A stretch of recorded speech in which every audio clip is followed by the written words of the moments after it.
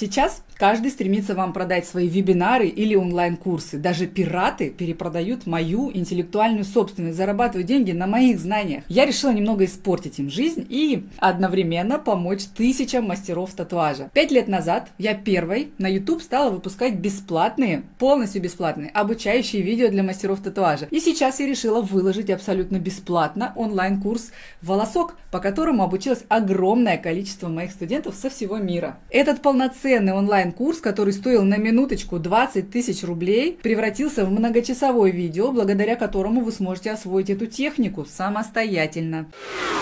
Всем привет! Меня зовут Елена Нечаева, и я создатель самых лучших, на мой взгляд, пигментов для перманентного макияжа, сети студий и сети школ татуажа. Я призываю всех работать нашими пигментами, которые в том числе, кстати, разработаны специально для волосковой техники. На их создание я потратила 8 лет и тестировала их на огромном количестве моделей. Если вы купите их прямо сейчас, то для вас будет действовать акция «Пробники в подарок» при покупке каждого пигмента. Ссылка на пигменты в описании к этому видео. Кстати, доставка бесплатная по всему миру.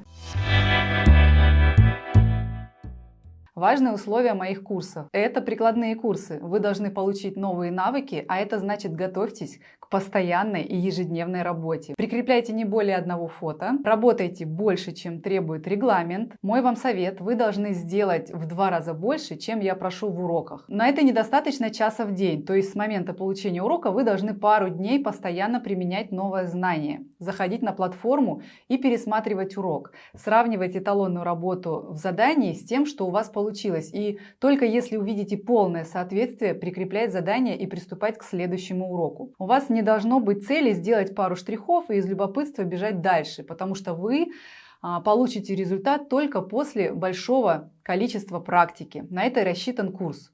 Улучшение практического навыка. Например, я в течение 10 лет как художник ежедневно по 7-8 часов в день рисовала, штриховала, строила, искала симметрию.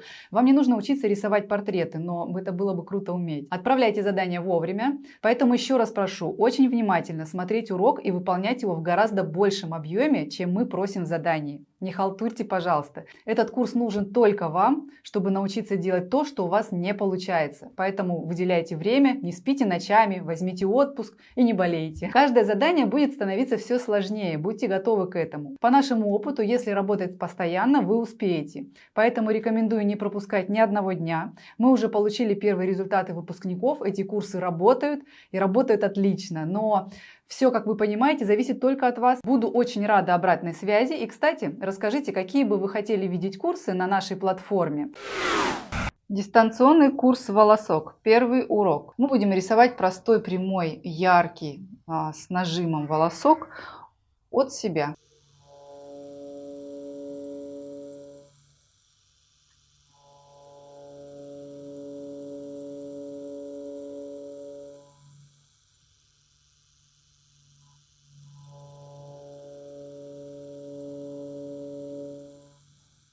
Волосок длиной примерно 2-2,5 сантиметра. Начало и окончание у него должны быть тонкими, середина более яркая и более толстая. Все это регулируете вы нажимом. Проходите в длину латекса волоски, максимально близко друг к другу, лишь бы не слились. Затем вы должны вернуться и точно таким же движением усилить и сделать немножко ярче и длиннее этот волосок, но не сделать его двойным и более толстым гораздо. И гораздо более толстым. Я примахиваюсь в воздухе, чтобы попасть прям точно в этот волосок.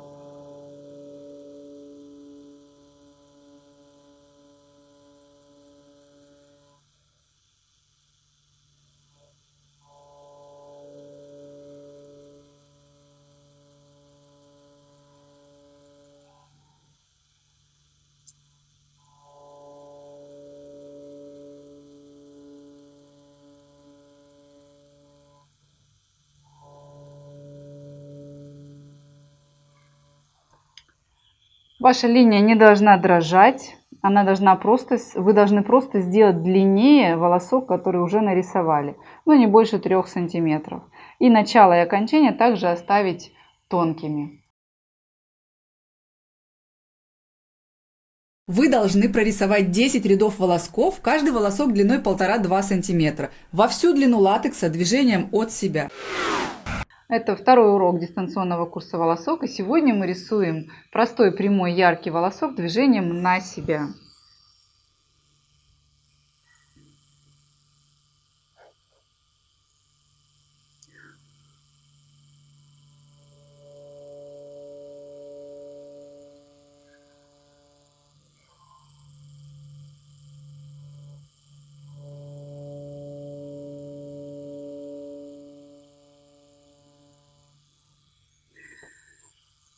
Вы должны как бы издалека заходить, как самолет заходит на посадку, прикасаться к латексу аккуратно, тонко, проходить на одной глубине, а вот выходить более поверхностно. Таким образом вы создадите начало и окончание более тонкие и светлые, чем основная часть волоска, чтобы у него была вот эта структура, когда тело волоска тоньше, чем начало и окончание. Проходите точно так же в ряд волоски до тех пор, пока не добьетесь нужной вам насыщенности, ровности, однородности. Затем возвращаетесь, и вы должны второй проход сделать, чуть-чуть удлинить этот волосок.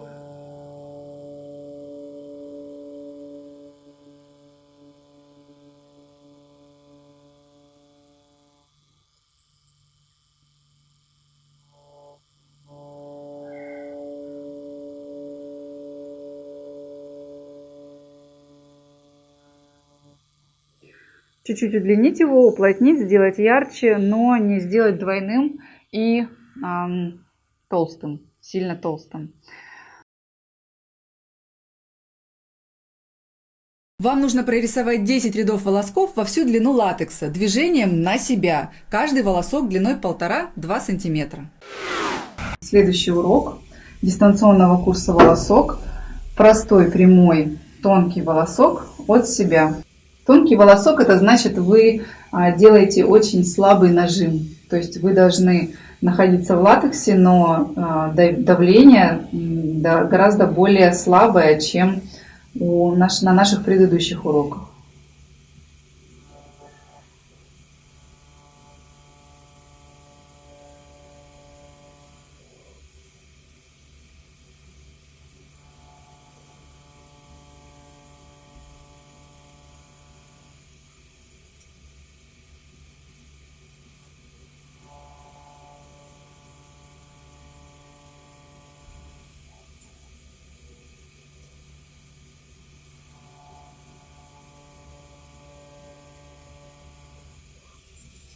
Вы видите, они расположены рядом. Толщина, разница между ними в 2 раза как минимум. То есть давление и скорость должны регулироваться вами, чтобы получилась вот такая вот тоненькая линия. Проходите во всю длину латекса, возвращаетесь и делаете чуть-чуть ярче, но не толще. И удлиняете, как всегда.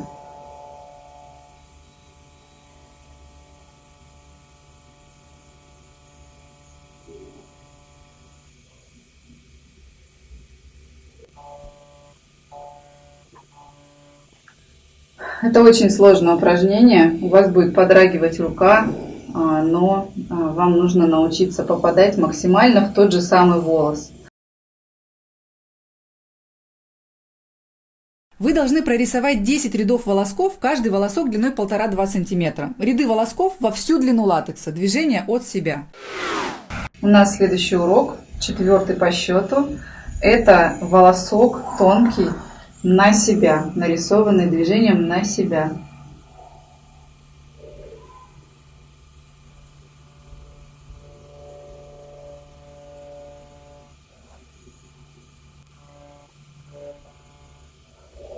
Вы видите, когда рука немножко дрогнет, что сразу за счет усилия меняется толщина. Надо максимально стабильно вести волосок, чтобы он был во всю длину свою очень тоненьким. Проходите во всю длину латекса, возвращаетесь и, как всегда, делаете немножко ярче его и длиннее.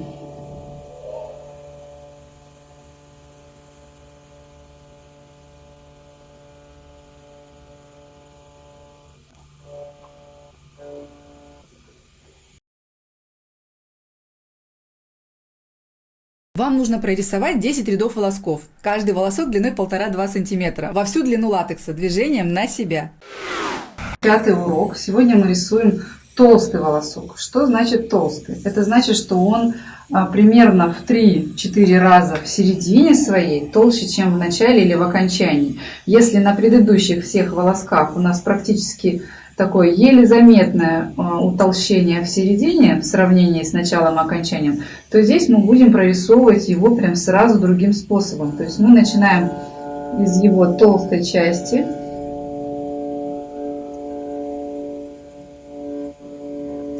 Движением назад-вперед. Не глубже нам нужно сделать, просто толще его. Когда мы доходим до части, где у нас идет утолщение, мы это делаем не дыша с одного прохода. От себя во внешней стороне и на себя во внутренней.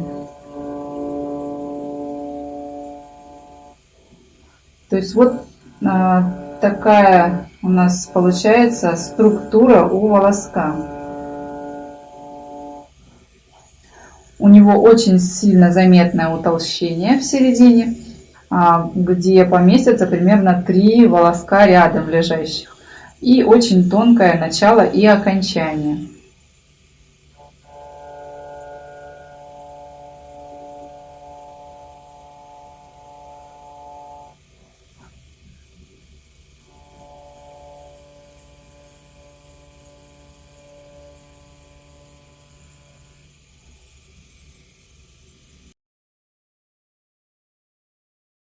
Вы должны прорисовать 10 рядов волосков, каждый волосок длиной 1,5-2 см, во всю длину латекса.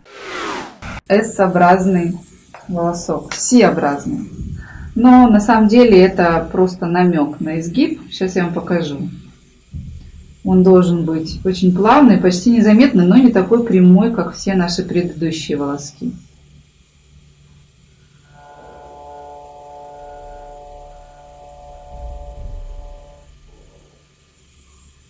Он должен быть вот такой примерно длины, то есть где-то 3 сантиметра в длину.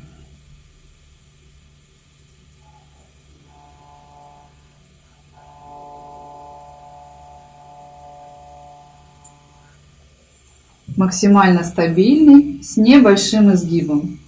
То есть это прям намек на изгиб, ни в коем случае не закорючка. Проходите во всю длину латекса, как всегда, возвращаетесь. И удлиняете, делаете немножко ярче.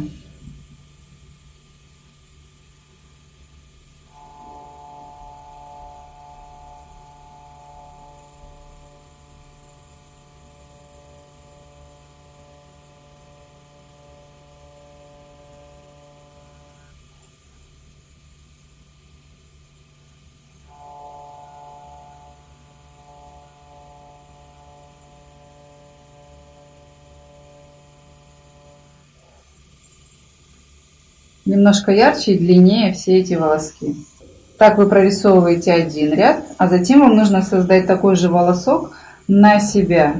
Можно немного более короткий, чтобы у вас была разница в пальцах, чтобы вы чувствовали движение.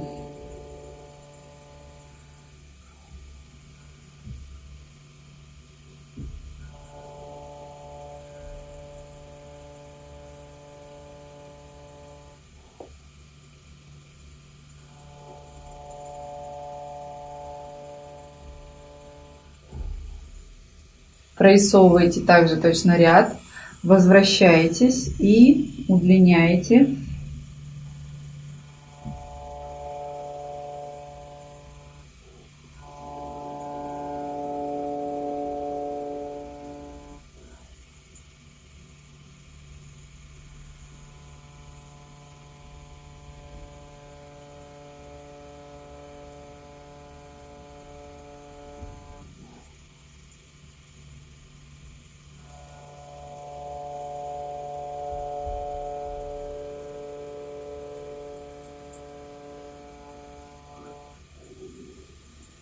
Старайтесь, чтобы у вас не было двойных начал. И ваши волоски были максимально однородные по всей длине.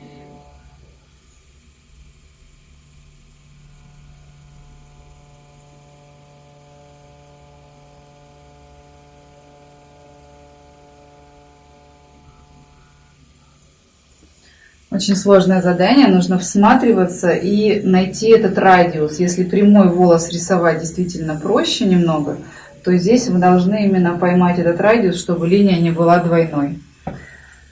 Вот такое задание. Всем спасибо за просмотр, всем пока. Вам нужно прорисовать 10 рядов волосков, каждый волосок длиной 1,5-2 см, во всю длину латекса, движение на себя и от себя. Мы рисуем долларообразный изгиб. Это тоже намек на изгиб. И волосок у нас этот будет сейчас нарисован от себя. И он будет тонким максимально, насколько это возможно.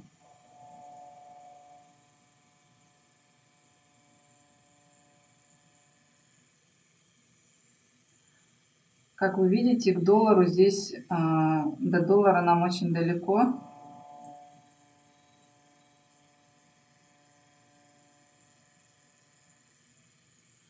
То есть волоски опять с тонким началом и окончанием. Это наше незыблемое правило. И такой намек на изгиб. То есть у него как бы два изгиба. Вот они идут.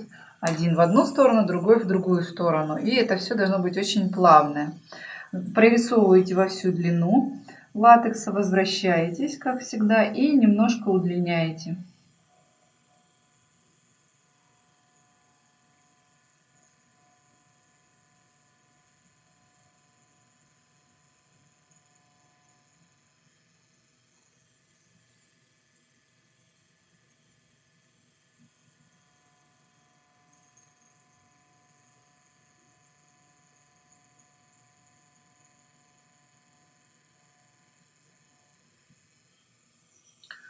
Это движение у вас от себя. Точно такое же движение мы должны создать на себя.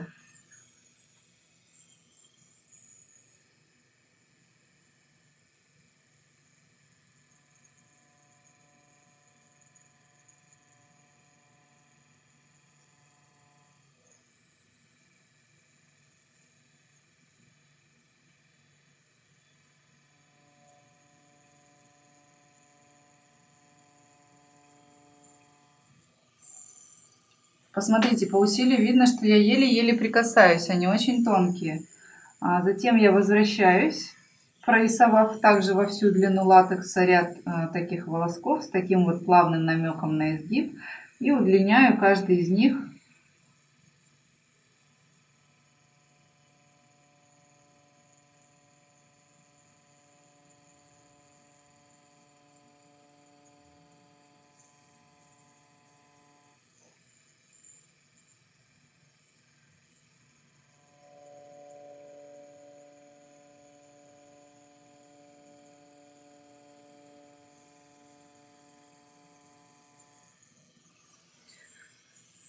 Удлиняю, пытаясь не сделать сильно толще и двойным. Самое главное, не сделать его двойным.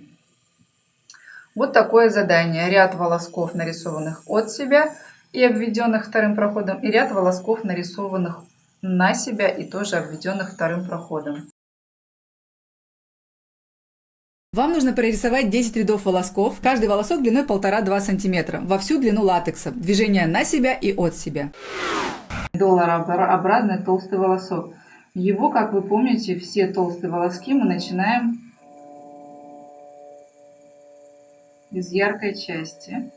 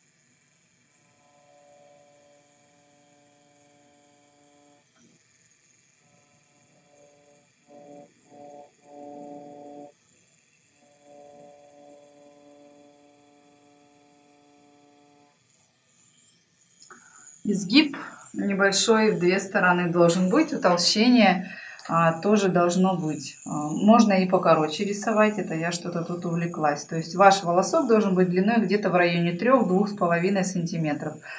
Нарисую еще один сейчас.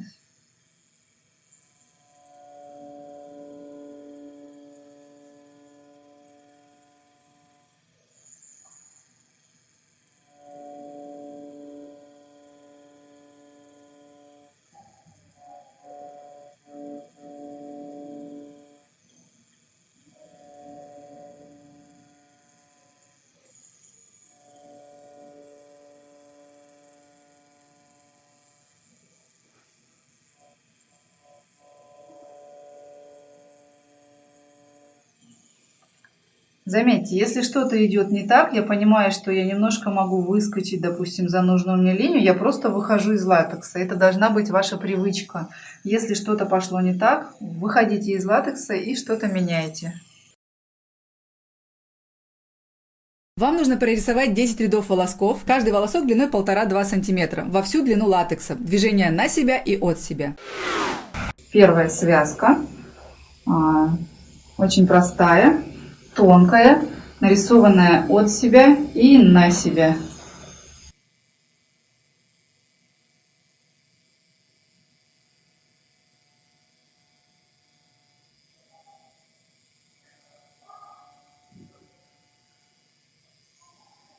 Вот такая связка, похожая на рогатку.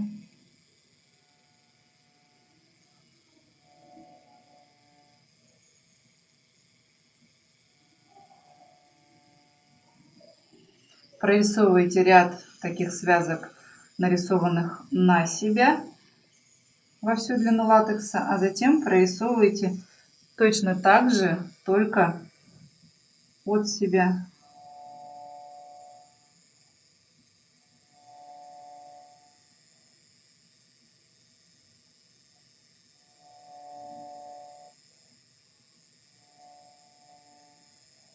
Обязательное условие — это острые кончики и сверху, и снизу. Хоть вы ведете на себя, хоть вы ведете от себя.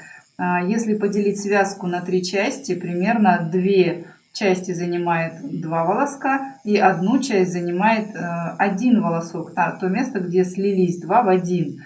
Это соединение должно быть очень мягким. То есть вы соединяете волоски вот этими вот воздушными, более тонкими началом и окончанием.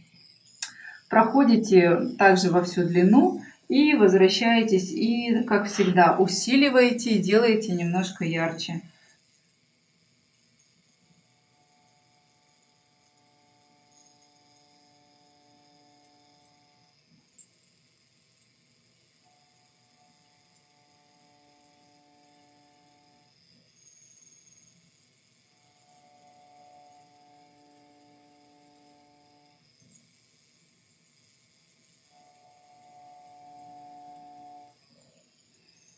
И то же самое от себя.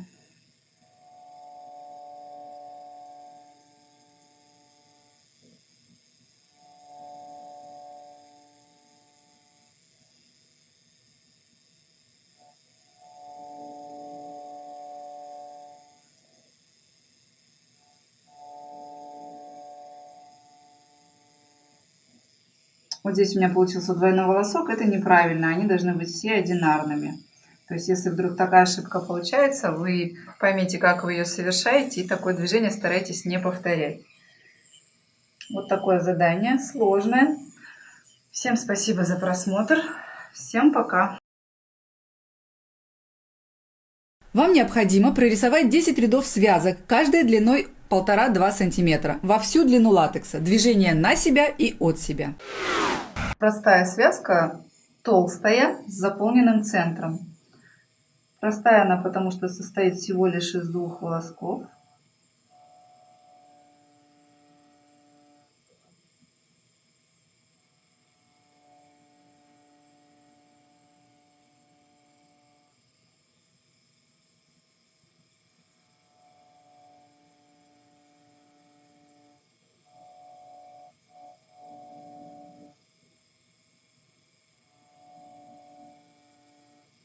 Утолщение мы будем делать в районе соединения двух волосков.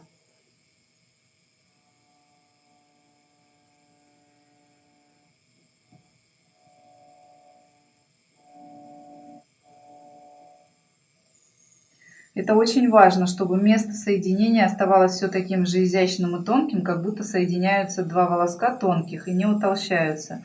А также, чтобы начало всех волосков были тонкими. И то место, где волоски соединились, переходило в один очень тонкий волосок, который не утолщается вообще почти по всей своей длине. Вы прорисовываете эту связку, утолщаете ее.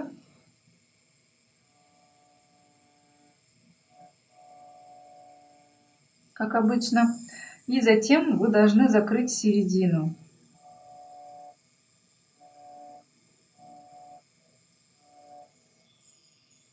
Волосками либо от себя, либо на себя, как вам удобно.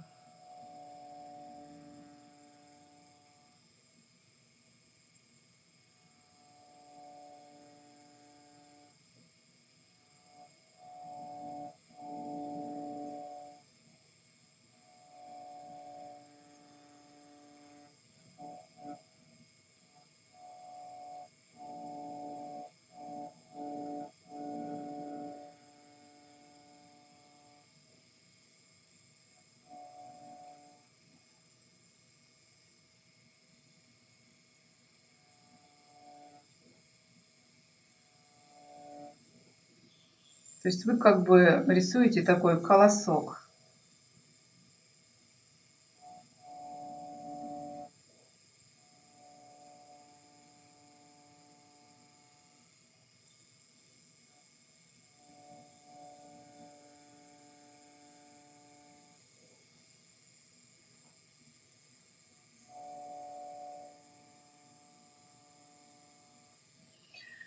Самое важное правило, как вы помните, это очень-очень тонкие в один проход нарисованы либо от себя, либо на себя вот эти вот окончания волосков. В середине волоски тоже тонкие, гораздо более тонкие, и вы можете их нарисовать несколько даже. Очень красивая связка получается. Вот таким образом прорисованные связки во всю длину латекса. Вам необходимо прорисовать 10 рядов связок, каждая длиной 1,5-2 см, во всю длину латекса, движение на себя и от себя. И мы рисуем сложную связку, прорисованную на себя и от себя. Сложная она потому, что у нас ответвляется два волоска, и они должны повторить изгиб.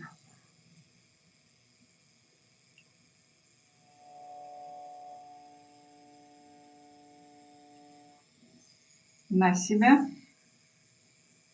Волосок вливается тоже на себя.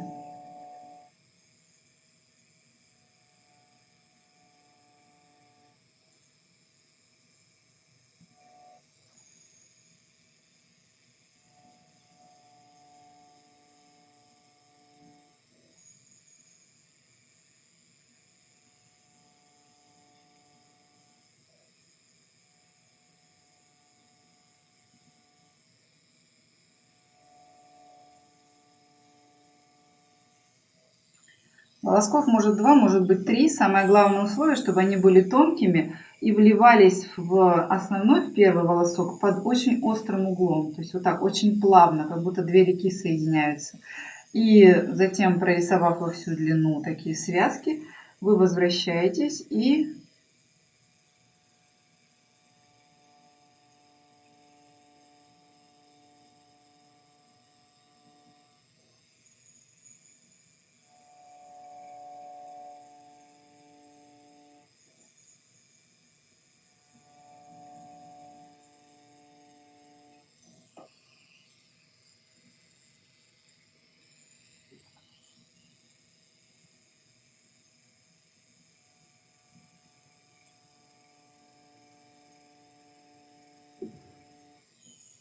делаете свои волоски ярче, но желательно не толще и не двойными.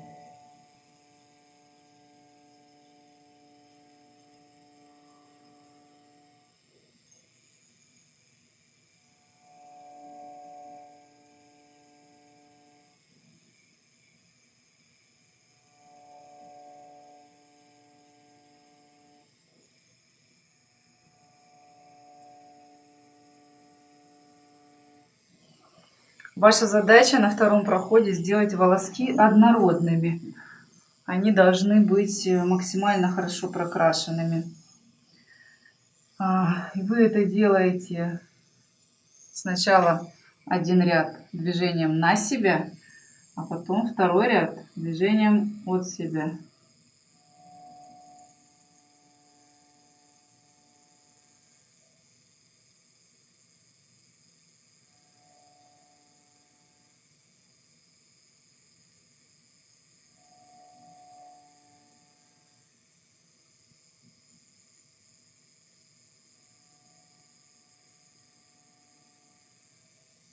Сначала вы как бы вливались в основной волосок, а теперь вы наоборот из него выливаетесь.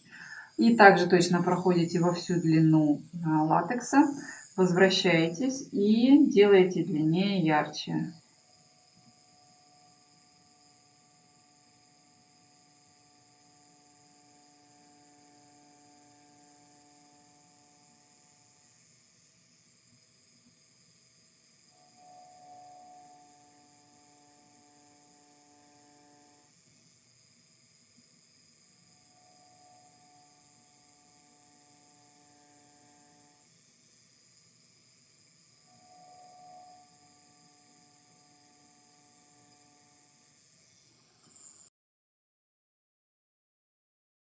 Вам необходимо прорисовать 10 рядов связок, каждая длиной 1,5-2 см, во всю длину латекса, движение на себя и от себя.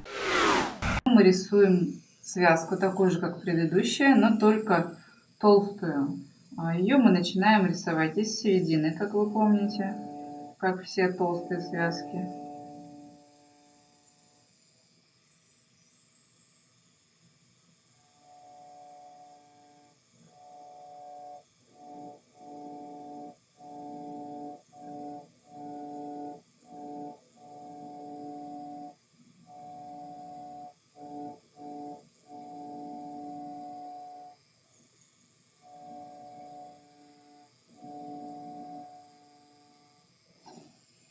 Прорисовываем толстое основание. Волоски прорисовываем тоже, как вам удобно.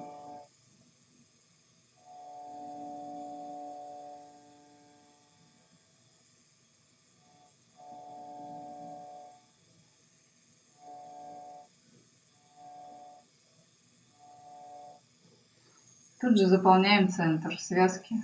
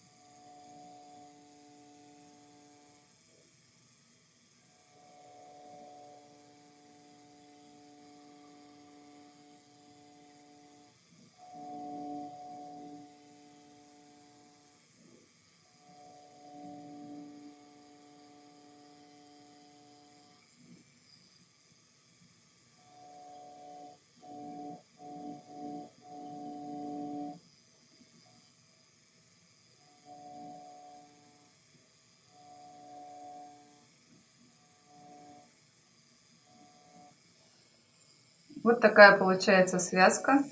Она очень изящная, у нее обязательные тонкие начала. Волоски, которые заполняют середину, гораздо более тонкие и прозрачные, чем основные волоски, которые у нас очень четко, ярко прокрашены. Прорисовывайте во всю длину латекса такие связки.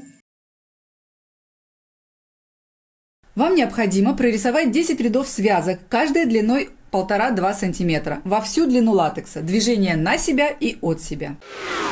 Сегодня у нас связка перо. Тонкая, очень длинный волос.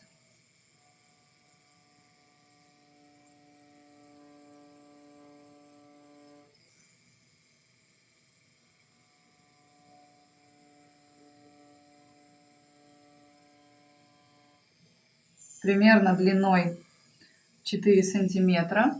Все волоски рисуются на себя.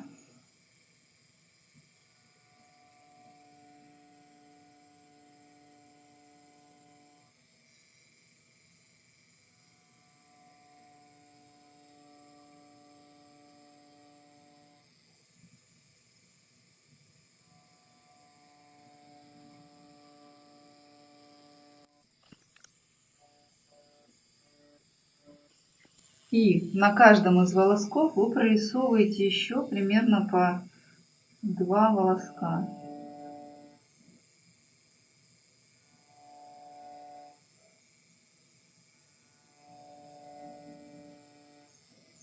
Прорисовывая вот эти новые волоски,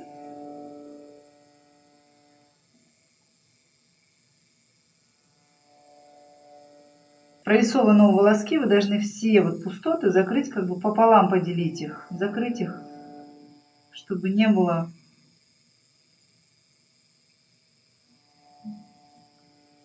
пустот. Вот такая очень сложная связка должна получиться, многосоставная. Все волоски должны быть максимально однородными и прорисованными на себя. Рисуете во всю длину латекса, таких связок, сколько влезет.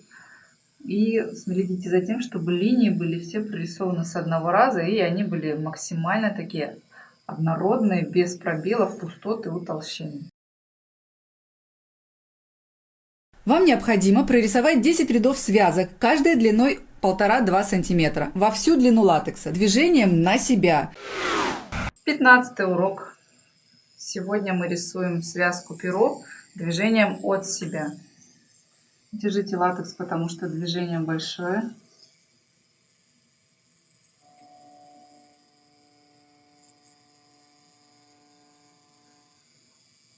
Именно такое длинное пологое движение длиной примерно 4, а то и больше сантиметра.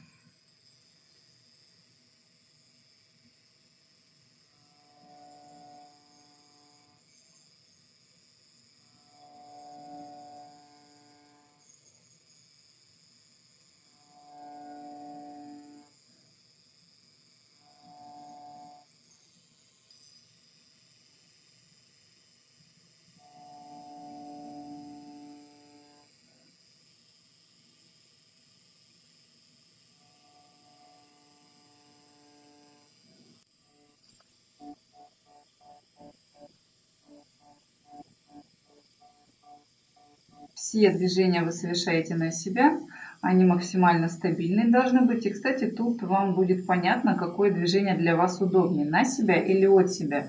Какие движения более стабильны и более изящные. Поэтому кому-то будет проще в дальнейшем рисовать все волоски на себя, а кому-то наоборот от себя.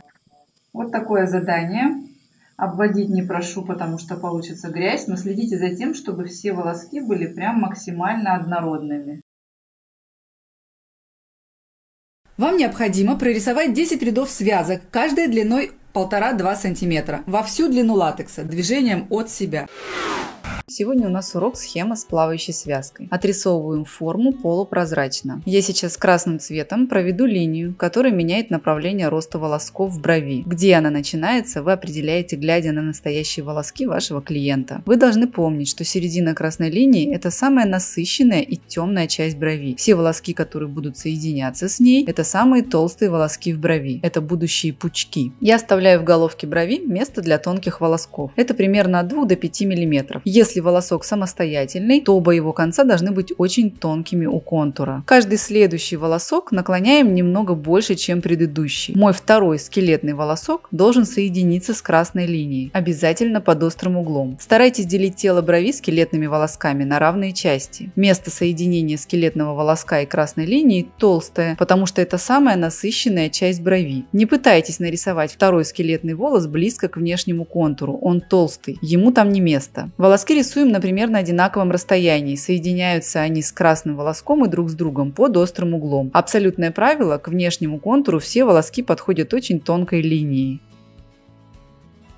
За красной линией волоски рисуем в другом направлении. Также начинаем в толстой части, выводим тонкий край вверх в район излома одним движением. В районе внешнего контура волоски расположены на гораздо большем друг от друга расстоянии, чем у нижнего контура. У нижнего контура волоски могут даже соприкасаться между собой тонкими концами. Обычно от излома и до кончика хвоста у вас от 3 до 5 волосков. Это зависит от густоты своих волосков клиента и длины брови. Вы должны посчитать количество волосков в теле брови брови и хвосте, точно такое же количество, толщину и наклон вы перенесете на вторую бровь. Это поможет вам добиться максимальной симметричности. Из середины первого толстого волоска вы можете прорисовать один вспомогательный, как всегда под острым углом. Очень тонким краем выводим его в сторону нижнего угла головки. Делим длину второго скелетного волоска пополам и из середины вытягиваем вспомогательный. Помните, что красная линия – это самая темная часть брови, поэтому прорисовать вспомогательный волосок можно из центра соединения красной линии и скелетного волоска. Всеми волосками вы должны делить пустое пространство пополам. Все следующие вспомогательные волоски вы выводите, как всегда, из середины скелетного и прикасаетесь тонкой частью к предыдущему волоску. По сути, это наш урок веточка. Все соединения волосков у нас под острым углом. Помните об этом. Количество волосков зависит от густоты волосков, растущих на бровях. Чем ближе к внутренней части излома, тем гуще и толще нарисованные вами волоски, потому что нужно добиться максимальной насыщенности в этом месте. Последний скелетный волосок можно оставить, вспомогательные к нему нарисуем тонкими.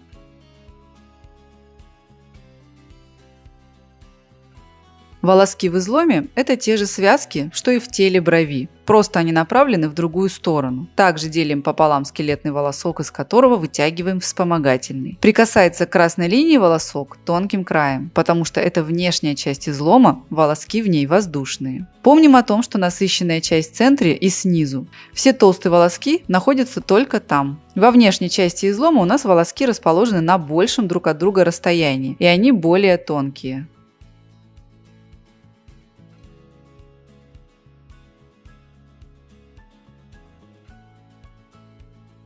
Тонкие волоски, нарисованные с одного прохода в коже, я рисую для вас зеленым цветом. Сначала несколько полупрозрачных волосков, повторяющие рост своих родных в пустой части головки. Затем переходим в тело брови и заполняем пустоты. Тонкие волоски лучше не начинать из центра соединения толстых волосков. Это может сделать бровь слишком плотно прокрашенной. Тонкие волоски имитируют у нас пушковые. Ими мы закрываем все пустые места, не делая бровь слишком темной. Они должны быть расположены по всему периметру брови и не утяжелять ее, но и не оставлять пустот.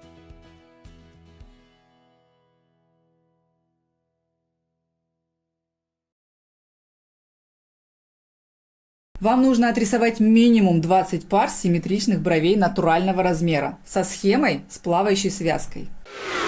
Разбираем укладку европейскую. Рисуем карандашами. Первое, что мы делаем, это рисуем линию, которая меняет направление волосков.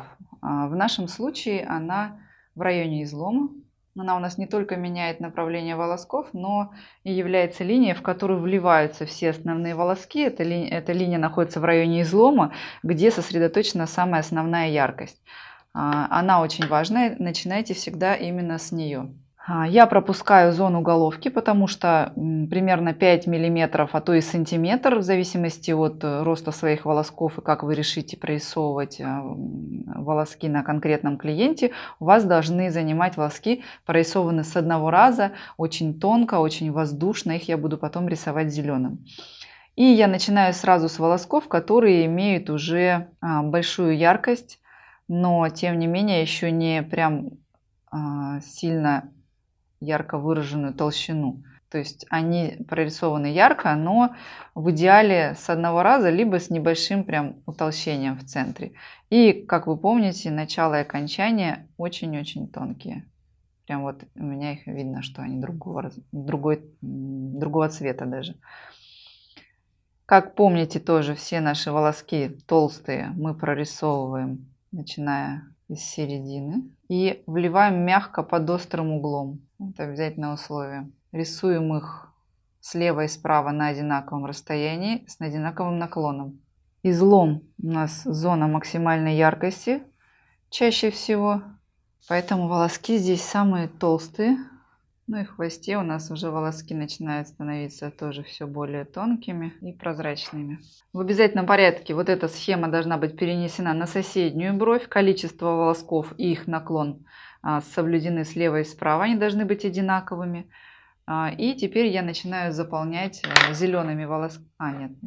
И теперь я начинаю рисовать первую веточку нашу, самую простую и основную. Из середины волоска, вот во всю длину я беру его, и из середины я выливаю волосок, вываливаюсь и прикасаюсь им к соседнему. И из прям уголка я прорисовываю волосок и прикасаюсь им тонким краем, это обязательное условие, прозрачным, к соседнему.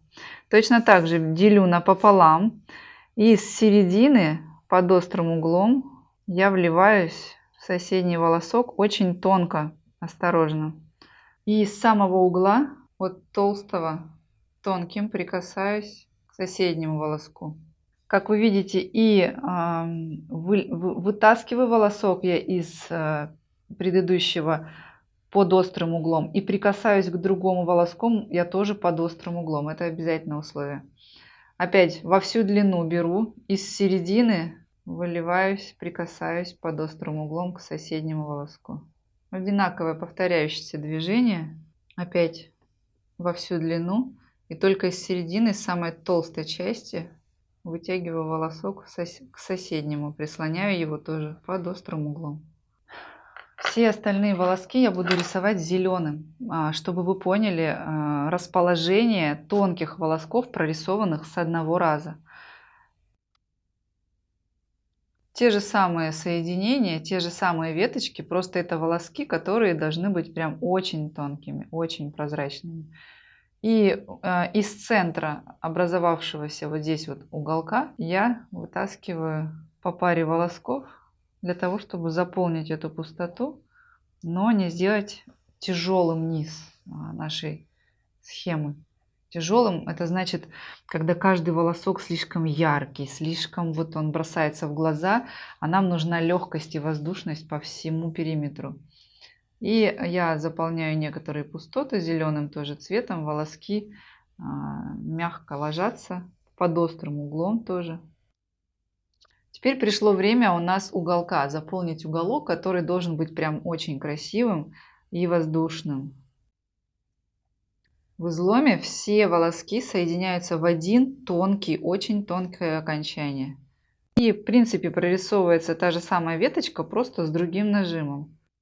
Вот такая у нас получилась схема европейская. И вам должно быть понятно четко, как располагать волоски, как добиваться насыщенности. То есть, если вам нужно заполнить более ярко, допустим, район излома, у вас есть два варианта. Либо прорисовать прям еще толще основные волоски, вот эти соединения, чтобы они стали прям ярче. Либо увеличить еще количество волосков в центральной части, там, где вам нужно усилить насыщенность.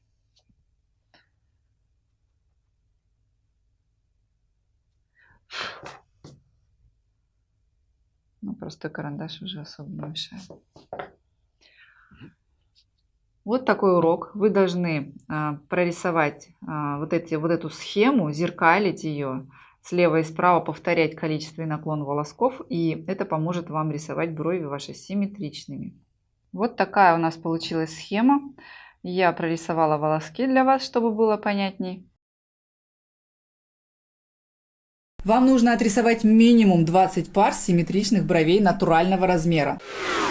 Азиатская схема укладки волосков.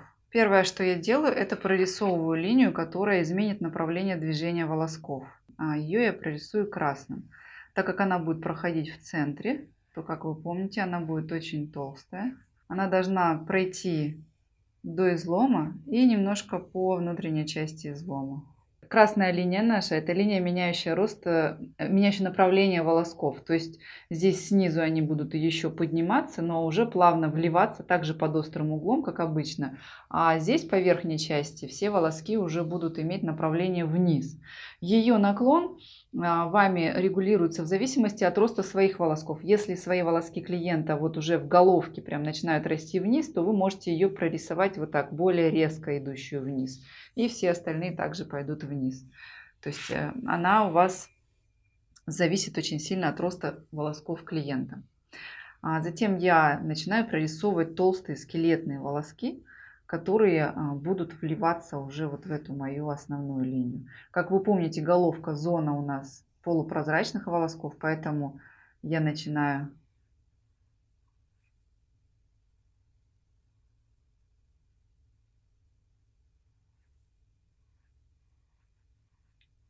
свои толстые волоски рисовать там, где у меня будет сосредоточена яркость основная.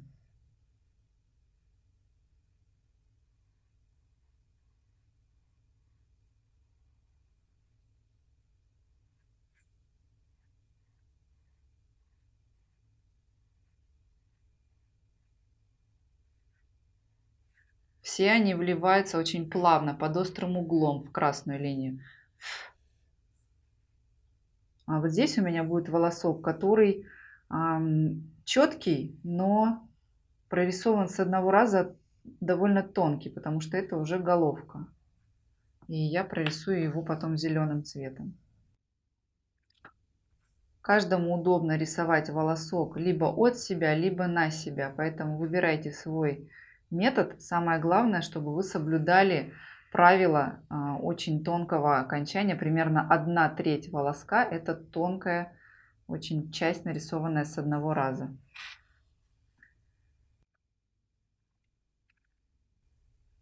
Как вы видите, толстая часть у меня сосредоточена в середине тела брови. Начало и окончание волоса на 1/3 у меня прозрачные. Наклон внешнего волоска, внешней части волоска должен идти в сторону головки. Он не должен подниматься в противоположную, вот в эту сторону.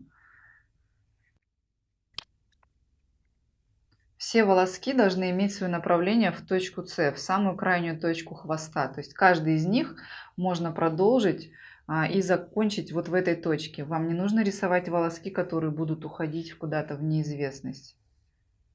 Они все должны стремиться в крайнюю точку хвоста.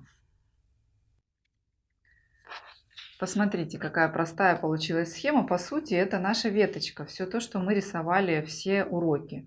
И сейчас я буду, перо даже можно сказать. И сейчас я буду прорисовывать вспомогательные волоски, которые тоже будут толстыми. Заметьте, внешнюю часть хвоста я не тронула, потому что это зона полупрозрачных волосков пушковых, которые я буду рисовать зеленым цветом для вас.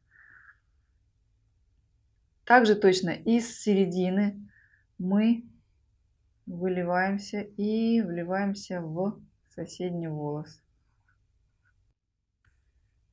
Из середины вот этого волоска тоже. Ваш волосок, который вы вытаскиваете из середины волоса, он должен приходить, стремиться прям почти к концу, но обязательное условие примерно 2 миллиметра, 1, максимум, может быть минимум миллиметр у внешнего края должен быть прям в одну линию волосок нарисованный, то есть там не может быть треугольника. И возьмите за правило рисовать волоски толстые, не начиная как бы из середины этого волоска толстого.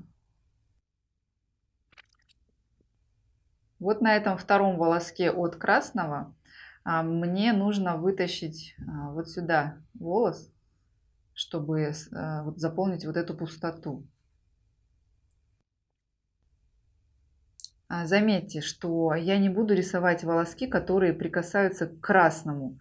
Я буду рисовать волоски от каждого вот из основных скелетных по направлению к головке.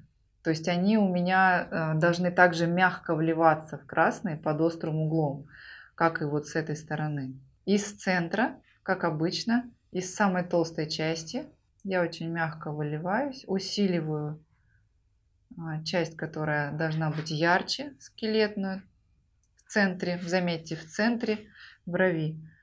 И то же самое делаю чуть ниже, потому что этот волосок очень длинный, и мне нужно заполнить пустоту. Затем я ухожу в следующий волосок. Я не прорисовываю с внешней стороны еще волоски, потому что они слишком резко изменят направление. Точно так же из середины плавным движением я под острым углом выхожу из этого волоска, из основного скелетного, и тонким окончанием мягко прикасаюсь, могу не прикоснуться, но главное, чтобы это было очень тонко и прозрачно. В зависимости от ширины вы будете либо прикасаться, либо не прикасаться. И из последнего скелетного, также из центра, И вот здесь вот в зависимости от размера я понимаю, что мне надо еще прорисовать один скелетный волосок. Наши самые обычные веточки у нас получаются, как вы видите, толстые веточки. Теперь я беру зеленый карандаш, то есть я буду рисовать наши тонкие пушковые волоски. Рисовать я их буду точно таким же способом, как и все остальные, просто они должны быть тонкими и полупрозрачными.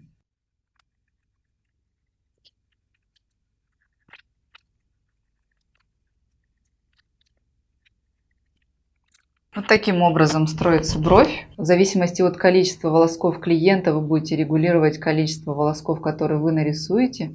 Сейчас я нарисовала, получается, 1, 2, 3, 5, 6 скелетных волосков. У вас их может быть и 9, и 10, а может быть и 4. То есть, если вам нужна редкая полупрозрачная бровь, живописная. Самое главное соблюдать правила соединения волосков между собой и расположение и направление. Вот такая у нас азиатская схема. Вам нужно отрисовать минимум 20 пар симметричных бровей натурального размера. Сегодня мы рисуем схему с плавающей связкой.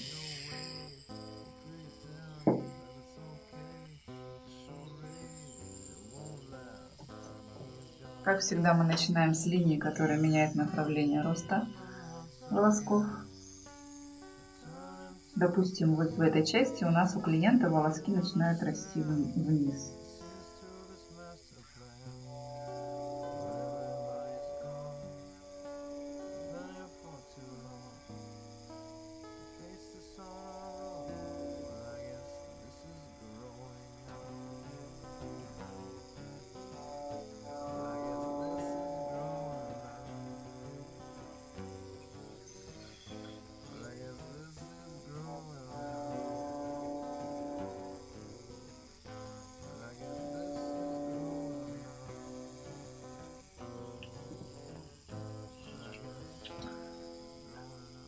Тут же переходите на вторую сторону.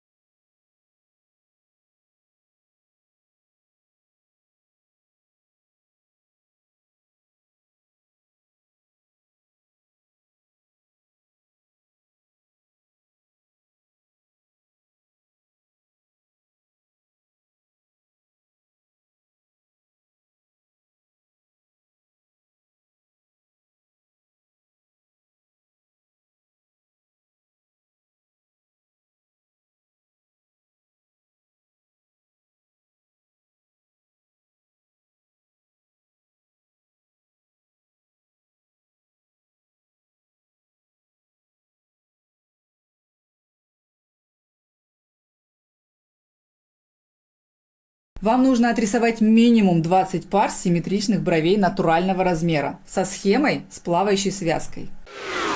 Это у нас европейская схема для широкой брови. Так как мы ее уже отрисовали на бумаге, я сейчас просто покажу, как это переносится на латекс.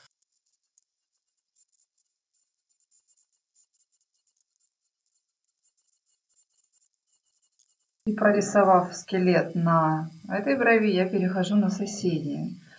Я должна прорисовать волоски практически идентично, симметрично, постараться максимально, насколько это возможно.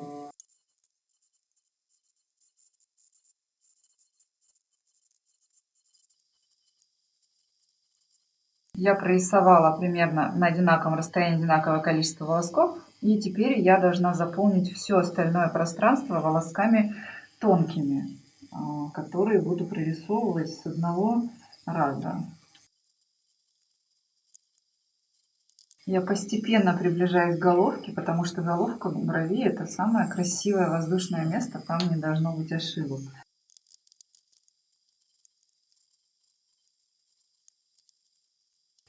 Вот такая у нас получилась работа. Это первый проход. Вы рисуете сразу 2 брови и затем стираете и проверяете, как у вас где легло. Если есть какие-то дефекты, вы их просто поправляете, используя наши уроки, где мы без конца усиливали наши волоски, наши связки на наших дистанционных предыдущих курсах. На первом проходе обязательно нужно максимально близко нарисовать по симметрии друг к другу левую и правую бровь. Посчитать количество волосков. Итак, у нас первый проход. На первом проходе мы должны максимально близко друг к другу по симметрии нарисовать основные скелетные волоски и заполнить вспомогательными волосками наши пустоты. И на втором проходе мы смотрим, где чего не хватает, и добиваемся уже максимальной заполненности, реалистичности и симметрии.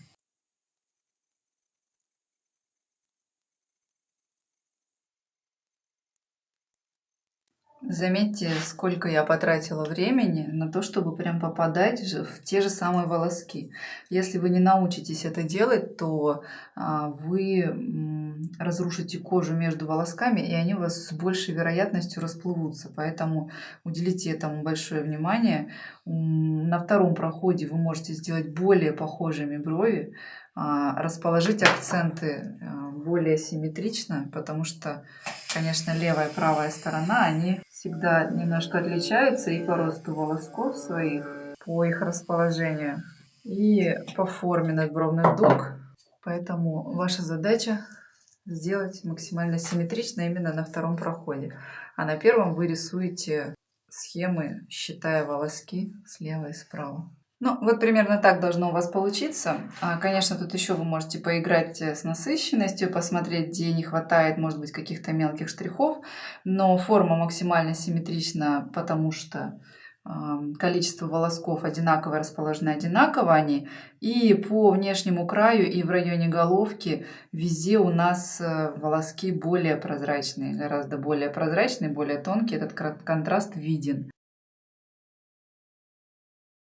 Вам нужно нарисовать 20 пар симметричных бровей натурального размера на латексе. Схема азиатская. Отработка ее на латексе.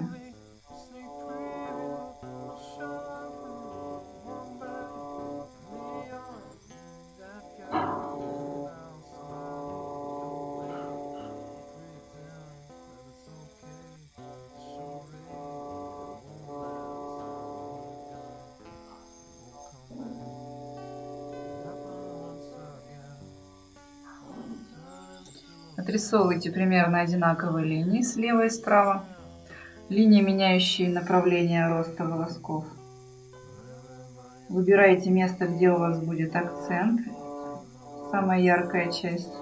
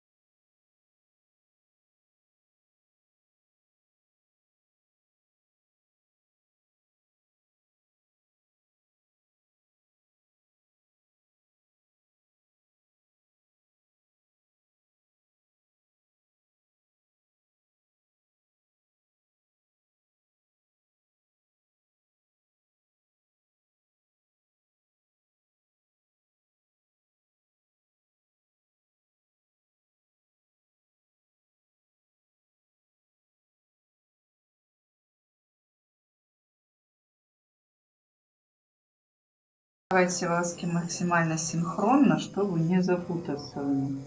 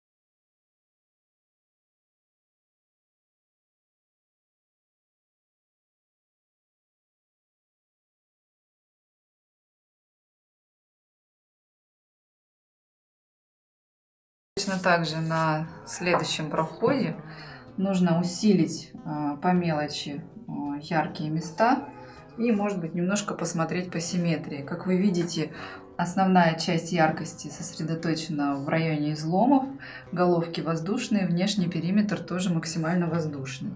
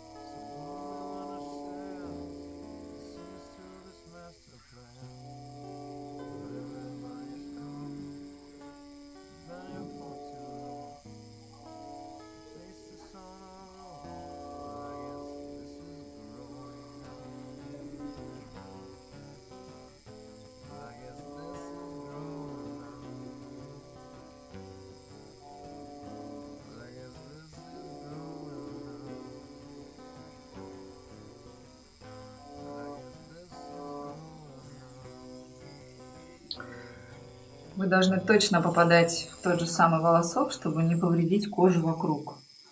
Это очень важный момент, поэтому тренируйте это еще на латексе.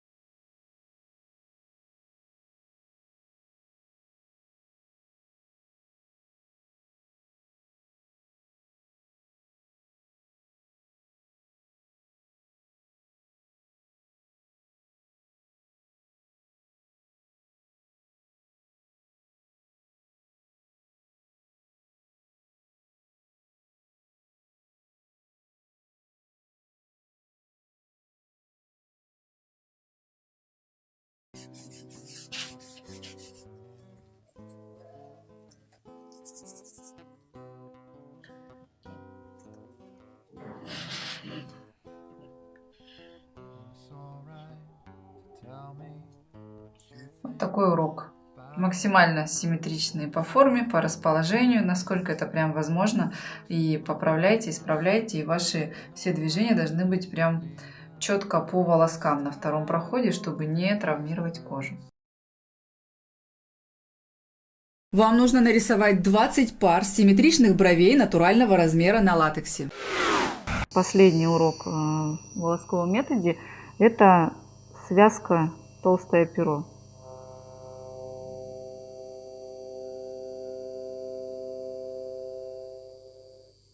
Сначала рисуем толстое основание.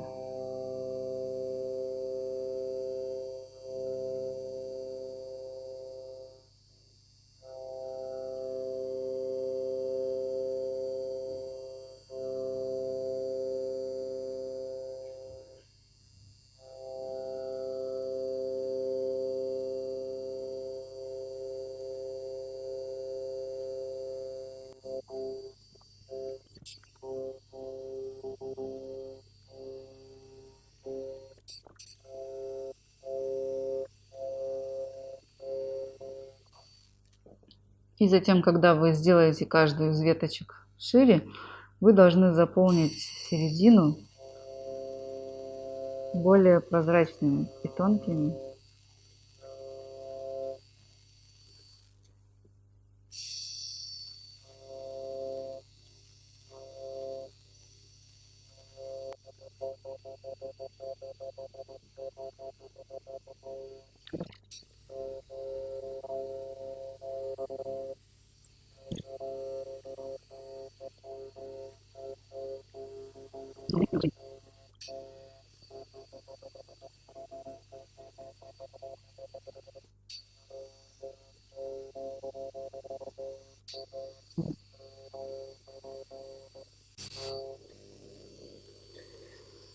Смысл этого упражнения в рисунке, в плавности линий, в контроле над линиями. Они должны быть максимально плавными. Утолщение и сужение линий должны быть также максимально плавные, без мелких волн.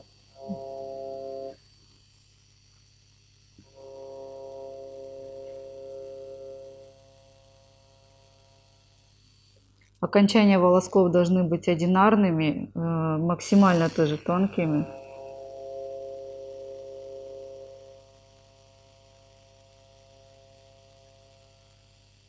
Вы должны научиться удлинять волос, попав точно в его окончание и не создав двойной в конце.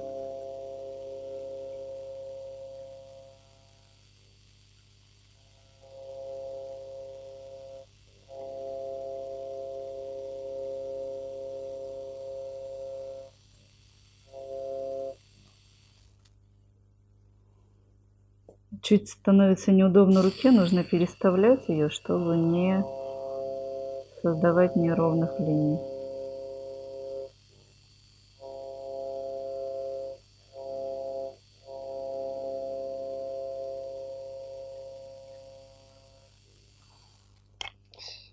Еще толстить.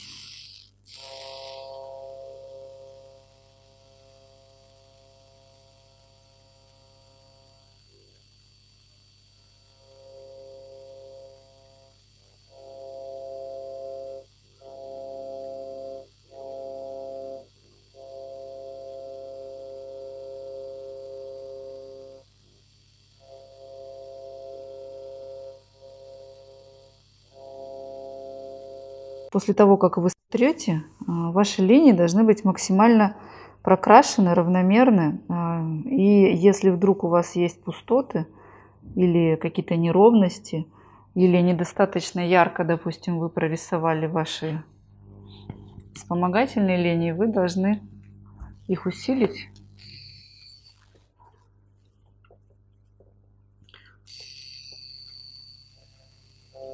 То есть тут понятно, где будут проблемы, допустим, когда кожа заживет, если вы нарисовали бы так на коже. То есть в середине были бы пустоты. Надо, чтобы было прокрашено.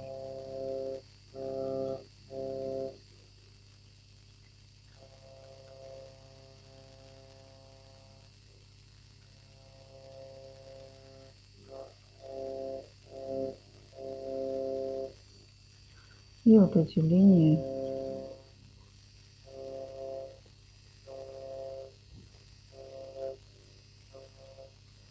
они нам нужны для того, чтобы прорисовать более яркие центральные какие-то пучки, уметь, но не разрушить волосок, который рядом.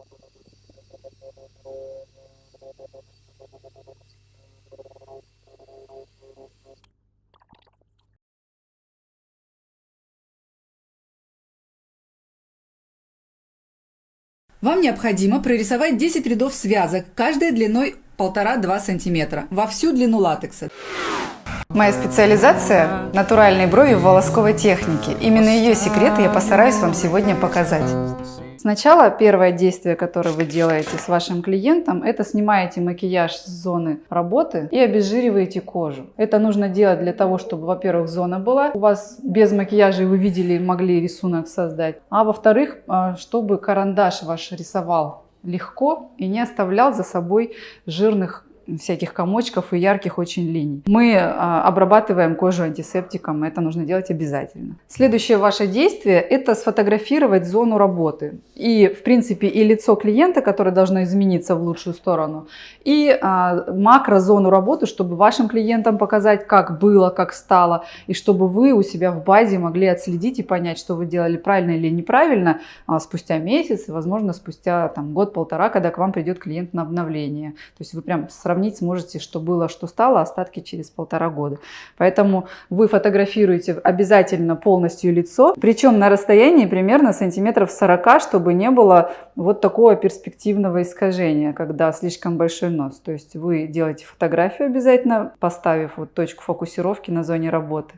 И, естественно, вам нужен ракурс в 3/4. 3/4 это когда видны оба глаза, но не видно дальняя часть брови, вот хвостик, 1/3 брови. Зато видна полностью ближняя бровь. С двух сторон вы делаете такую фотографию портретную, вертикальную, и я всегда делаю еще и горизонтальную фотографию, потому что вам может понадобиться в разных, допустим, в разных соцсетях выставить фотографии, и она не будет искажена и обрезана. Также я делаю фотографию макрозоны. Я приближаю ближе телефон уже, примерно на расстоянии сантиметров 15. И фотографирую зону работы тоже на небольшом приближении, примерно 1,2, потому что зона работы нужна обязательно и близко. И также можно снять видео. В самом начале работы, когда у вас еще есть большие сложности с нахождением горизонталей, параллельных линий, вертикалей, вы можете пользоваться не вот этим разрисовыванием лица карандашом, вот такими прям разметками, а можно пользоваться вот просто вот такой ниткой. Она тоже будет у вас одноразовая на каждого клиента, это зубная нить обычная. Как ей пользоваться? Вы просто подносите к лицу, выравниваете по уголкам глаз, по внешним уголкам глаз, то есть вы нашли вашу горизонталь. И потом вы поднимаете нитку повыше и вот так чуть-чуть прислоняете с нажимом и отпускаете. У вас остается на коже такая еле заметная полоска. Она пройдет примерно минут через 15-20, но вам она даст понять точно, где находятся ваши головки, хвосты, вот все ваши точки, по которым вы ориентируетесь при построении брови. Также точно можно это делать и создавая, допустим, вертикаль, чтобы не рисовать, не пачкать кожу. То есть вот, ну я сейчас неровно приложила. Но это очень удобно, и примерно минут через 15-20 полностью все исчезает, и нету вот этой грязи от разлинованности ручками, карандашами по всему лицу. Поэтому можете пользоваться, это удобно. Сложная бровь. Если вы правша, это правая сторона вашего клиента, потому что рисуя вы будете закрывать, не видеть лицо, и начинать надо с правой стороны в этом случае, чтобы лицо видеть, когда вы начнете отзеркаливать бровь. Это самая сложная часть в отрисовке эскиза, найти симметрию. И второй вариант, это потому что почти у всех правая сторона, она ниже, прям вот половинки лица съехали относительно друг друга, и она всегда ниже, и сложнее отрисовать ее так же красиво, как ту, которая гораздо выше находится. Поэтому начинайте с низкой стороны и желательно с правой. Просто иногда бывает, что выше не правая, а левая, поэтому всегда выбирайте более низкую, потому что вы привязаны к своей растительности, и вам надо сохранить максимальное количество волосков на лице. Первое дело, которое вы делаете при отрисовке эскиза, это руками выравниваете голову, чтобы уголки глаз у вас были по горизонтали максимально горизонтальны. Затем вы находите таким же образом, отмечаете для себя горизонталь в районе головок бровей. Вы находите на высокой брови самую высокую точку, уголок, и на низкой брови это кончик хвоста, самая низкая точка. То есть это зона, в которой будут построены ваши брови, не выше и не ниже. Если уголок есть. Я вам создам новый уголок, потому что ваши брови мы уберем, эти 3 пера внизу. Хорошо? Они совсем у вас не там, где нужно. Как вы помните из предыдущих наших уроков, у нас бровь состоит из точек, из критериальных точек. И точка А и А1 это точки в головке. И первое, что мы находим, это находим на низкой брови точку А, которая у нас обозначает нижний угол головки. Я ее обычно, опять здесь не к чему привязаться особо, я ее нахожу, ориентируясь на высокую бровь, потому что сильно низкой, так низкую бровь мне не нужно опускать, я должна ее приподнять максимально, поэтому несколько волосков по нижней части брови я могу упустить и удалить, они не нужны чаще всего. Поэтому вот она, точка А у меня привязанная к точке А на высокой брови. Я нахожу точку А, и соответственно точка А1 это верхняя точка брови, у меня она тоже находится благодаря моей высокой брови. То есть я провожу параллель и также воспользовавшись своей ниткой и по горизонтали. То есть если у вас, допустим, кожа такая, на которой сложно отпечатывается, тоже так бывает, то вы можете просто вот так прикладывать нитку и поднимать. Вот я подняла, вот здесь у меня низкая точка, я подняла еще чуть-чуть выше, вот здесь у меня высокая точка головки. И я тут же для себя отмечаю их и начинаю штриховать к излому. У меня бровь высокая, опять, она у меня как бы эталон по нахождению от уровня горизонтали от глаза. Поэтому точку излома я перенести должна, максимально приблизившись к ней на низкой брови. Точка B1 это точка излома верхняя, то есть я автоматически ищу ее таким образом, чтобы она была на одном уровне с моей такой же точкой на высокой брови. Обычно в этой зоне у нас растут пушковые волоски почти у всех, и туда можно спокойно подняться либо тенью, либо волосками полупрозрачные. И точно так же я сравниваю по глазам, чтобы моя линия горизонта не была нарушена, я проверяю на всякий случай много раз, это постоянно. Точка Б у нас это точка снизу излома, она у нас находится под точкой B1. Она у нас обычно примерно на миллиметр, может быть на 1,5, в зависимости от размаха и пожелания клиента, вообще от размаха того, что вы можете нарисовать, но хотя бы на миллиметр отрезок, ширина брови в районе излома должна быть уже, чем головка, потому что все равно от головки на небольшое сужение чаще всего бровь идет. Поэтому вам будет проще, если вы проведете практически параллельную линию верхней, но в районе излома ее немножко сузите на миллиметр. Я напыляю простыми такими легкими штрихами, не сильно давлю на кожу, чтобы у меня, если мне надо что-то подтереть, все стиралось одним движением руки. И ставлю палец в излом, мои линии все идут вверх, от излома мои линии уже идут вниз. Я стараюсь захватить максимально все волоски, если это возможно, ориентируясь на высокую бровь, опять на хвост, чтобы у меня были захвачены они слева, и тем не менее направление было одинаковым у хвостов. Потому что я могу нарисовать хвост таким образом, что бровь слева у меня просто не войдет в эту форму, они не будут симметричными. Поэтому я постоянно смотрю на более высокую бровь. Размер брови я выбираю в зависимости от черт лица.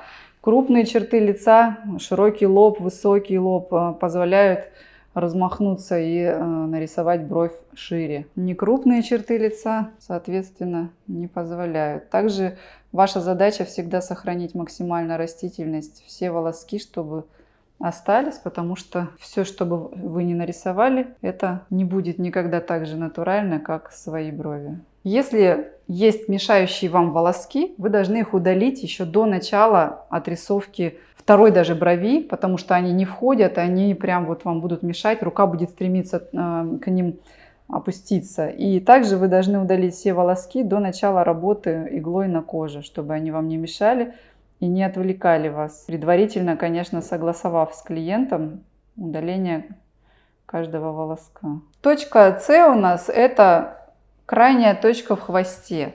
По нашим внутренним критериям, которыми я призываю вас тоже пользоваться, она не должна быть ниже точки А. То есть хвостик ваш хоть и имеет направление вниз, но вы не должны его опустить ниже, чем нижняя точка в головке брови. Это важно, потому что иначе вы сделаете грустное лицо вашему клиенту. Поэтому старайтесь приподнять. Вы обязательно должны обсудить форму головки, какой она будет. Вертикальная, квадратная, полукруглая, классическая. Лучше всего всегда рисовать, конечно, простые классические. И все, в принципе, вы нашли бровь. Бровь – это простая геометрическая фигура, которая состоит из прямоугольника и треугольника. Вот эти прямые простые линии вам просто теперь нужно перенести на соседнюю сторону. Вы можете пользоваться также точно ниткой. Желательно просто отходить на шаг назад и смотреть на вашего клиента, проверять, на одном ли уровне все точки. Основные точки это наши А1 в головке, ББ1 в изломе и точка С в хвосте. Если сравнить нахождение их от центра слева и справа, оно должно быть одинаковым. И от горизонтали, которая выстраивается у нас по уголкам глаз, они тоже должны вверх подняты быть на одинаковое расстояние. Все точки от горизонтали. После того, как вы нарисуете эскиз, вы должны отойти на примерно метр от вашего клиента и замерить вот эти все расстояния. Наши точки А1, Б1, АБ, БС, Б1, С1, ну вот прям максимально, насколько это возможно. И вы должны обязательно донести до вашего клиента и сами понимать, что абсолютной симметрии не существует, потому что просто половинки лица, они совершенно разные. Мы должны приблизиться, максимально близко, выровнять по симметрии. Но из-за того, что надбровные дуги разной выпуклости, немножко съехавшие друг относительно друга половинки лица и глаза на разном уровне, то есть кучу вот этих нюансов вы должны учитывать при рисовании эскиза. Иногда бывает, что выведя абсолютно параллельные симметричные линии слева и справа, в отрыве от лица получается очень все симметрично и красиво, а с лицом получается верхняя часть лица вот так наискосок прям нарисована. Поэтому смотрите на лицо в общем, не пытайтесь прям по миллиметрам вымерить, прислоняя вот так вот близко к коже свои, там, не знаю, ватные палочки, линейки, кто чем пользуется, а делайте это на расстоянии примерно шаг от клиента, чтобы видеть его лицо полностью и в общем смотреть, а не на мелкие детали, вот прям на коже. Ну и, естественно, в процессе работы вы немножко потеряете форму, это нормально, и вы можете несколько раз присесть и посмотреть, чтобы симметрия, чтобы ее не потерять во время работы именно. Я обвела эскиз не стирающейся ручкой гелевой, она сотрется к середине, может быть, к концу процедуры точечками. Так как кожа сухая и тонкая, я не стала обводить сплошной линией, прям просто точечками, иначе она может остаться до самого конца и не стереться. И сверху я запудрила фиксирующей пудрой, чтобы мои линии, которые я проведу, были мне хорошо и четко видны, потому что на коричневом эскизе они будут не видны. Все линии в внешнем контуре, снизу, сверху и в головке должны быть проведены с одного раза. Кожа натянута в 3 стороны, в 2 точно, если есть возможность, нужно натянуть в 3, чтобы она была как бумага прямая максимально и вытянуть на лоб. Я провожу 3 волоска в головке, которые вообще должны быть прям полупрозрачные, максимально тонкие и воздушные. И дальше все мои волоски, в этом случае здесь у меня не крупные черты лица и небольшая бровь, я проведу 2, я потом дорисую еще вспомогательные. А все остальные волоски у меня будут прорисованы по-другому, возвратно-поступательными такими мягкими движениями, они на равном расстоянии. И все они должны плавно соединяться воздушным краем друг с другом, если уж соединяются. Если я подвожу такой волосок, допустим, к внешней границе, и он ни с чем не соединяется, то примерно 2-3 миллиметра его в конце должны быть очень-очень тонкими. Когда я подхожу вот к внешней границе, я замедляюсь и вывожу в одну линию прям максимально тонкий волосок. Натягиваю кожу я в 3 стороны. Это значит, что первое мое движение, это я ставлю в точке А1 и Б1 2 пальца и вытягиваю вот так равномерно наверх на лоб, бровь всю, не искажая рисунка. Я прорисовала, получается, 1, 2, 3, 4, 5 волосков толстых и 2 в начале тонких. То же самое я должна повторить буду на соседней брови.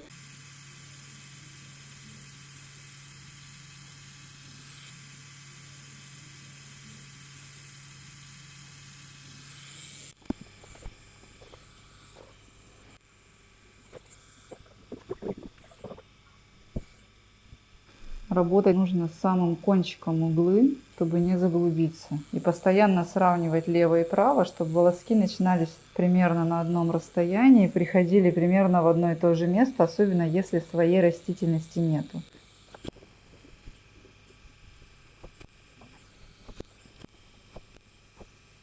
На виске кожа тоньше, поэтому работайте легче, чуть медленнее, чтобы не заглубиться. И кожу всегда натягивайте очень хорошо. Волоски на внешних контурах все должны быть прям такие прозрачные, очень красивые, с одного прикосновения прорисованные. И вы можете работать синхронно. Тут уже вся краска подсохла, я могу спокойно ставить руки, она меня не испачкает.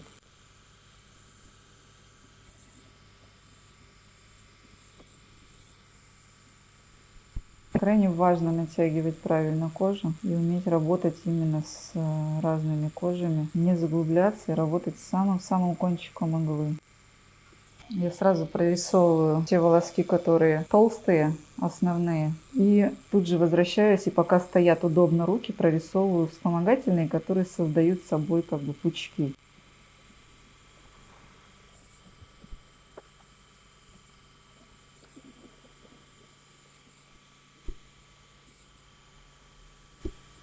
Постоянно поворачивайте голову, чтобы была ваша поверхность, на которой вы работаете, хорошо освещена, чтобы вы видели четко, на какую глубину в кожу вы входите. И если кожа не повреждена вокруг волоска, то он не расплывется. Это надо запомнить. Поэтому никаких лишних движений по коже вокруг. Когда я прорисовала всю бровь, я рисовала ее максимально поверхностно, потому что кожа очень сухая. Я должна стереть, посмотреть, как легло, и нанести анестезию. Мои красные точки еле видны, но все еще видны. И я не трогаю вторую эталонную бровь, потому что есть риск, что на этой брови я ошиблась с глубиной. Всегда вы должны об этом помнить. И там мало что осталось, но тут все осталось, отлично видно. Чем тоньше кожа, тем более легкие и поверхностные должны быть у вас движения. Вы должны это запомнить. Чем толще кожа, тем более такой как бы сильный нажим. Но, конечно, тоже без фанатизма. Я всегда смотрю сбоку, насколько моя игла вошла в кожу. Я жду несколько секунд, когда побелеет кожа, чтобы мой рисунок стал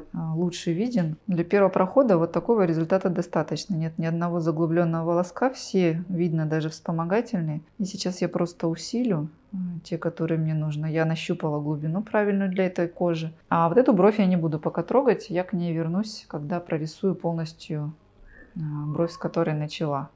На втором проходе вы должны попасть точно в тот же самый волосок. Если вам нужно его усилить не рядом, он не должен стать двойным, насколько это возможно в ваших силах. Вы прям должны всматриваться, чтобы он был максимально четкий.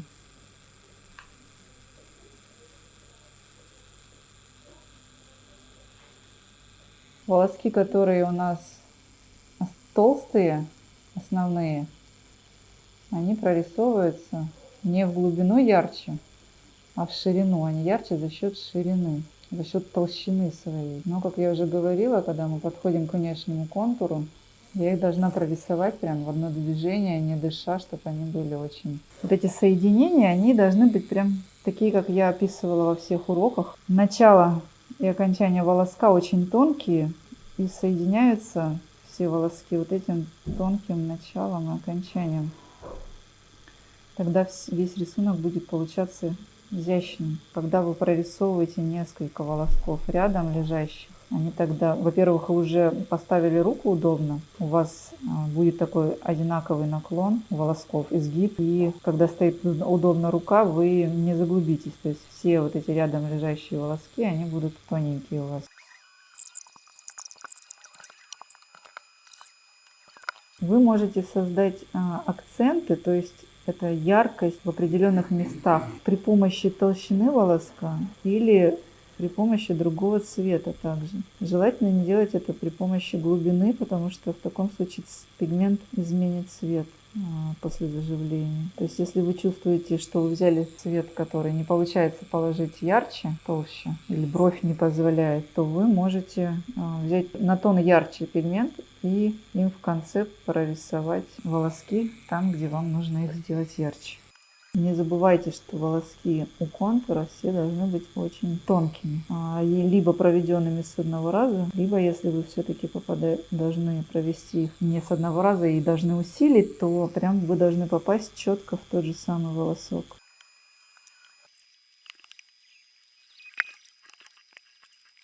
В тот момент, когда я почти полностью прорисовала бровь, я вижу, что они почти идеально симметричны, там за некоторыми мелочами, которые я в процессе дорисую. Я перехожу на соседнюю бровь. Как вы видите, здесь тоже рисунок полностью мне виден, и работать мне будет удобно. Не стираю, просто также прохожу, повторяя максимально рисунок с правой стороны. На этой стороне немножко у меня другая постановка рук. Я всегда сижу из-за головы, и поэтому эта сторона, она не такая удобная.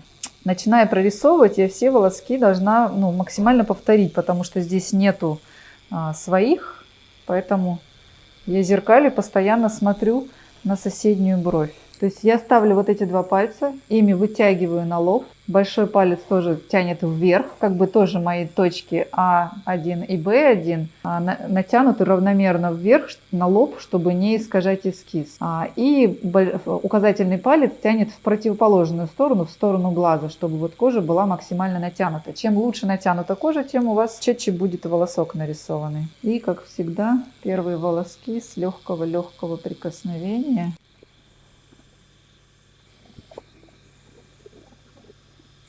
И прорисовываем наши стандартные связки, проверяя постоянно, чтобы они находились в одном месте. И не забываем о том, что в головке брови все волоски у нас максимально тонкие. И все расширения волосков начинаются в районе 1-2 мм от контура. Видео сбоку получилось? На этой брови у меня более ярко выраженная надбровная дуга. Она прям сильно мешает. То есть я должна прям сильно вытащить бровь на лоб, чтобы она лежала на ровной площадке. Потому что если вы будете работать на кости, то вы с большей вероятностью заглубитесь. Поэтому будьте осторожны, смотрите за строением черепа. Симметрия симметрии, но очень часто сложно работать еще и просто сами волоски рисовать. А так, в принципе, на каждом сантиметре брови мои пальцы растягивают кожу просто максимально в 2-3 стороны. Я всем рекомендую работать без анестезии, потому что если появятся слезы, будет пытаться увернуться от вас клиент, это значит, вы работаете на большой глубине. Так как я рисую не стирая, чтобы видеть рисунок, каждый волосок важен в рисунке, и эти схемы мы все пройдем и изучим, но в общем и целом, когда ты стираешь каждый волосок, это мешает. Поэтому я работаю на ощупь, поэтому все должно быть прям вот очень терпимо, можно сказать, вообще совсем не больно. Значит, у вас правильная глубина, и вы не заглубитесь. Если я вижу, что я вставила иглу в кожу, мне в волосок попала рядом, то я выхожу из кожи и ищу вот это направление, прям примахиваюсь, ищу, пока не найду его. Потому что если я перепашу кожу, вот тогда волоски расплывутся. Они расплываются только от того, что кожа повреждена. Даже на жирной коже можно прекрасно рисовать волоски, правда, на большем расстоянии, чем на сухой.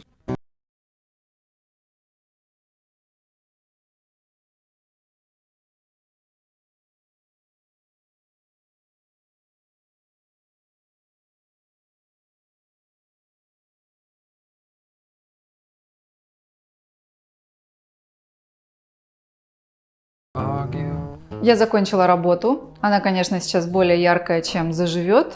Так как кожа между волосками не повреждена, они не поплывут, тем более, что кожа сухая. И я уверена, что после того, как вы прошли все наши онлайн-уроки дистанционные, у вас может получиться у какой-то части мастеров такая же работа, но на самом деле на коже очень много всяких тонкостей работы.